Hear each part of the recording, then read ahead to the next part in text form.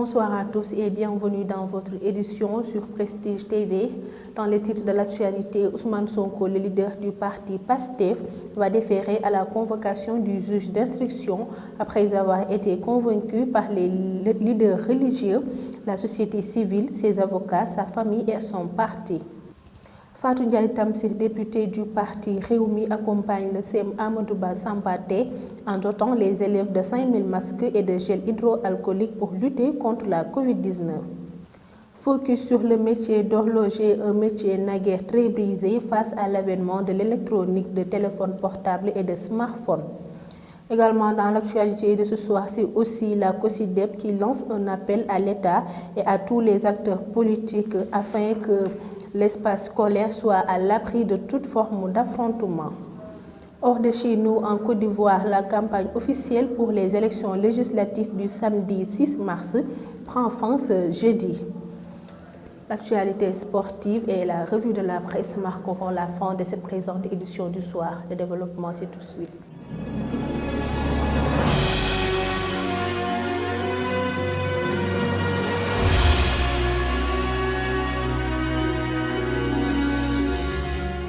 Démarrons avec les chiffres du coronavirus au Sénégal. 205 cas ont été enregistrés, 135 issus de la transmission communautaire, 8 pertes en vies humaines et 218 patients déclarés guéris. Plus de précisions avec le docteur Ousmane Gueye, directeur du CNEPS.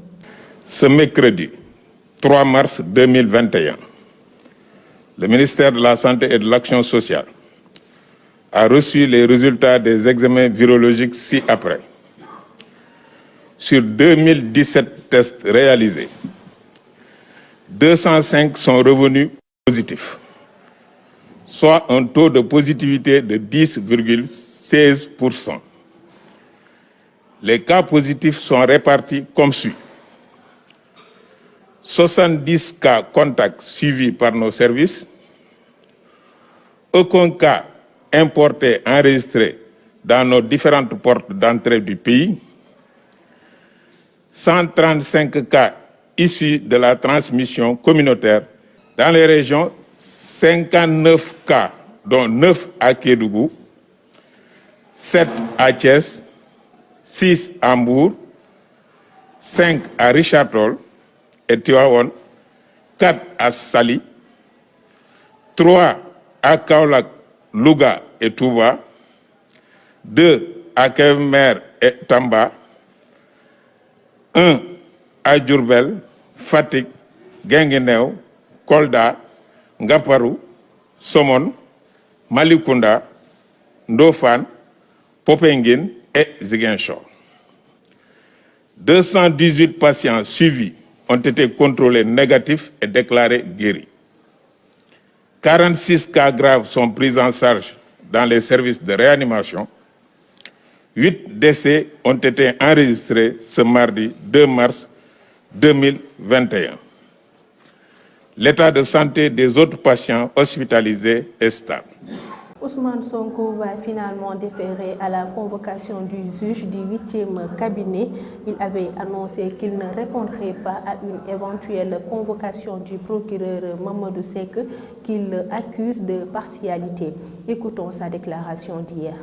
La tournure qu'a prise cette affaire, la démonstration de force qui a été faite par vous tous, chers compatriotes, le renforce dans sa crainte qu'il a en face de lui un adversaire qui, s'il se présente à une élection en 2024, et même s'il se présente dans des listes pour les prochaines élections locales et législatives, est un adversaire qui pourrait facilement le battre. Et c'est pourquoi il faut qu'on comprenne tous que, quelle que soit la situation, et malgré l'évidence qui s'est faite aux yeux de tous les Sénégalais d'un complot ignoble, Macky Sall ne reculera pas parce qu'il considère que s'il rate cette occasion de se débarrasser de cet adversaire, il n'en aura plus d'autres pour se rattraper. Il nous faut être vigilants et il nous faut être prêts à faire face à ce nouveau forfait, en tout cas cet éventuel forfait qui viserait à rattraper le coup puisqu'ils l'ont raté avec le complot ignoble de Macky Sall. à chaque étape de ce combat, il nous faut adapter une stratégie. Et c'est l'ensemble de ces recommandations qui nous ont permis d'aboutir à la décision que j'annonce que demain, à l'heure contenue dans la convocation, nous irons répondre, écouter le juge du premier cabinet. Mais cela ne veut absolument pas dire une abdication. Et j'appelle tout le monde à rester mobilisé parce que nous n'accepterons, mais absolument pas, aucune injustice, aucun forfait, aucune forfaiture par rapport à la gestion de ce dossier. Ousmane Sonko était ainsi accompagné ce matin par une forte mobilisation en partance pour le palais de justice, mais son cortège a été interrompu en cours de route et il a été arrêté par le GIGN pour le trouble à l'ordre public.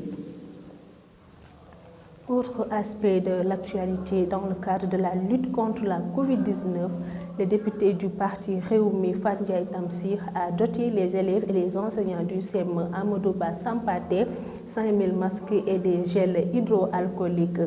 Ce geste de haute portée civique est magnifié par l'adjoint au maire de Thiès-Est, Cheikh Lo, que nous écoutons.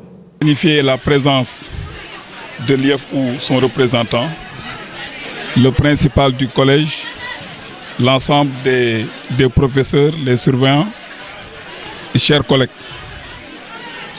Je pense que nous sommes aujourd'hui venus dans le cadre de la lutte contre la propagation de la Covid-19, ici à Thiès, mais également au Sénégal, mais pour accompagner les activités également du président de la République dans cette lutte.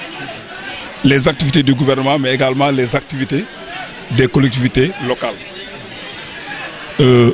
L'honorable député Fatou Ndiaye Tamsir a senti qu'il était nécessaire de venir en appoint à l'école, de venir en appoint aux élèves.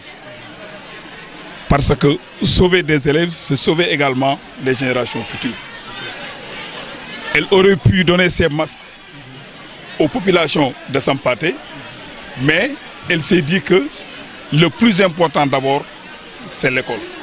Parce qu'elle sait effectivement que l'école joue un rôle extrêmement important dans la société.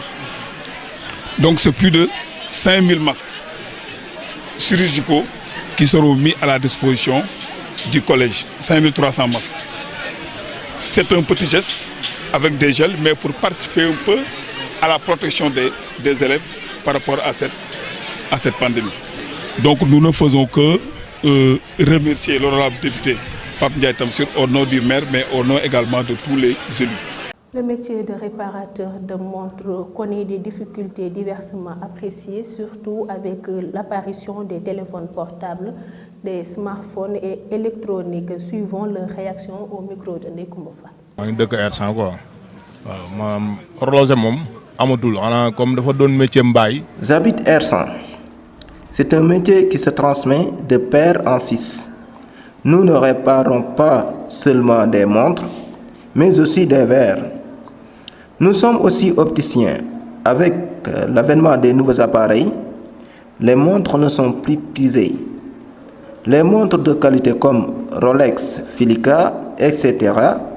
n'existent plus. Nous ne faisons que réparer des montres venant de la Chine. Le métier ne marche plus. mais bu njëkk moom liggéey bi moom macha allah tane woon na quoi mais léegi dañuy taxale rek léegi.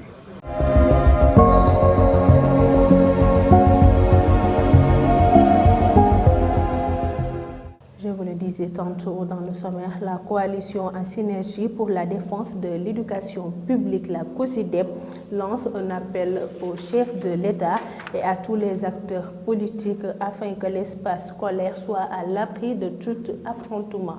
Tel est le point phare de l'actualité nationale de ce jour. À la présentation, Fatou Fall. Démarrons les actualités nationales avec la coalition en synergie pour la défense de l'éducation publique.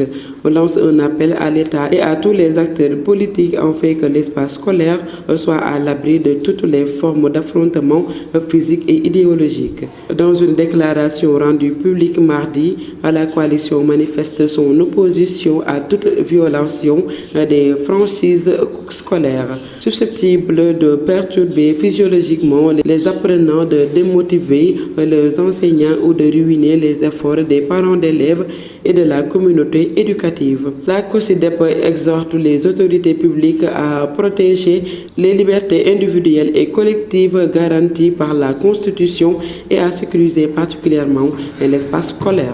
8 jeunes du parti PASTEF, les Patriotes, ont été interpellés hier mardi à Bignona par la gendarmerie. Des jeunes patriotes qui manifestaient pour dénoncer avec véhémence la convocation ce mercredi matin par le juge de leur leader politique Ousmane Sonko, qui est accusé de viol répétitif et de menaces de mort par Adji Sarr, une masseuse de 21 ans. Ils ont brûlé des pneus un peu partout à travers les rues de Bignona, des rues qui ont été également occupées par les femmes du bois sacré à travers une marche pacifique encadrée par les forces de l'ordre. Les 8 jeunes patriotes arrêtés, placés sous haute escorte par les forces de l'ordre, ont été finalement transférés à Ziguinchor. Terminons les actualités nationales avec les autorités sénégalaises ont réceptionné mercredi dans la matinée un lot de 324 000 doses du vaccin AstraZeneca Oxford, produit sous licence par le Serum Institute of India dans le cadre de l'initiative COVAX, pilotée par l'Organisation mondiale de la santé et l'Alliance pour le vaccin. Ces vaccins acheminés par l'UNICEF ont été reçus à l'aéroport international Blaise Diagne. Dimanche, un premier lot de seringues et boîtes de sécurité indispensables pour permettre le début de la vaccination des groupes prioritaires ont également été acheminés par l'organisation UNICIAN dans le cadre de l'initiative COVAX, renseigne les mêmes sources.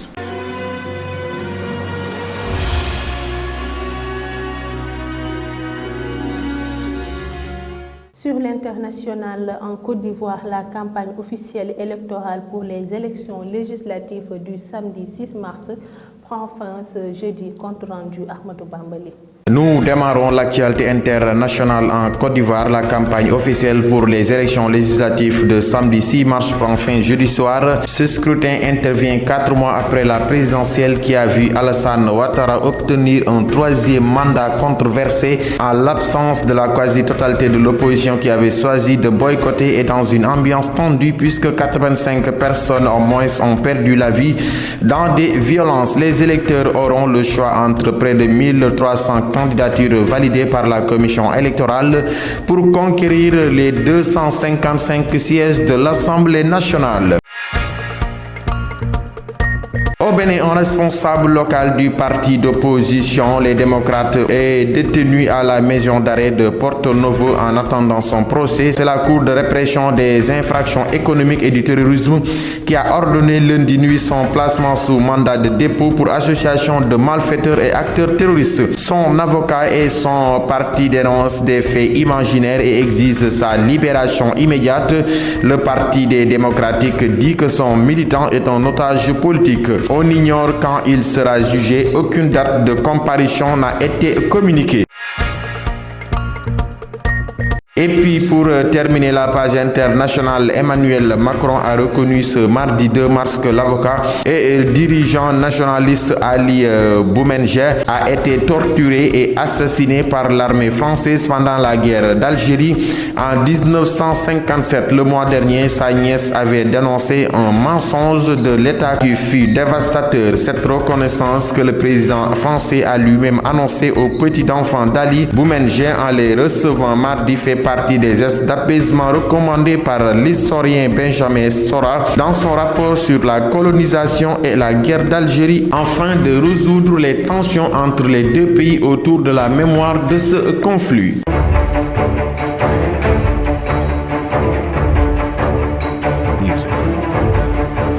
En sport, le technicien Makhtar Wade Ndoye a été nommé entraîneur principal intérimaire du Jambour de Louga après la démission d'Assane Diallo de la tête de l'encadrement technique, selon une source proche du club de la Ligue 1 sénégalaise. La finale de la CAN U20 opposera samedi le Ghana victorieux de la Gambie 1-0 à celle de l'Ouganda qui a étrillé la Tunisie 4-1. L'équipe ougandaise n'a pas donné de répit à la Tunisie qui a réussi à réduire le score 2-1 à la fin de la première période. À la fin de la deuxième période, il n'y avait que l'équipe ougandaise qui a inscrit par l'intermédiaire de son attaquant Derrick Kazoka 2 buts supplémentaires. Le Ghanéen Persos Boa, auteur de l'unique but de la victoire de son équipe contre 3 buts au compteur. L'attaquant ghanéen avait marqué 2 buts lors de la large victoire 4-0 de son équipe aux dépens de la Tanzanie. Le match de classement qui opposera les deux vaincus des demi-finales verra la Gambie jouer contre la Tunisie. Dernier élément de cette édition, la revue de la presse avec Rokhaya Mbeng.